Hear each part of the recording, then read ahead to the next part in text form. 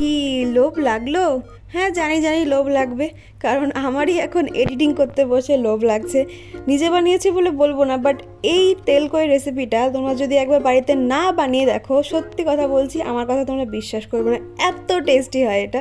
তো চলো দেখা যাক আমি এই টেস্টি তেলকই কীভাবে তৈরি করলাম। প্রথমেই শিলপাটায় বেটে নিতে হবে গোটা জিরে, সর্ষে, কাঁচা লঙ্কা, তার সঙ্গে আদা। তারপর ওই পেস্টটাকে একটা টিফিন বাটির মধ্যে দিয়ে একে একে দিয়ে দিতে হবে হলুদ, তার সঙ্গে লবণ, আর হচ্ছে একটু শাহি গরম মশলা।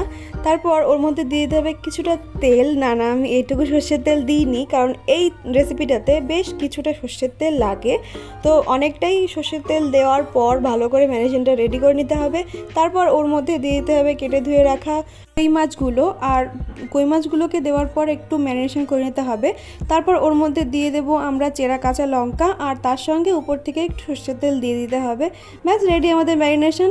তারপর ঢাকনাটাকে আটকে দিয়ে কড়াইতে কিছুটা জল দিয়ে তার মধ্যে টিমারিটাকে বসিয়ে উপর থেকে ঢেকে দিতে হবে। তারপরে 15 মিনিটস মতো লো টু মিডিয়াম হিটে রান্না করলেই রেডি আমাদের তেলকই। সত্যি বলছি, একবার অবশ্যই বাড়িতে ট্রাই করে দেখো আর আমাকে জানিও। Bye bye.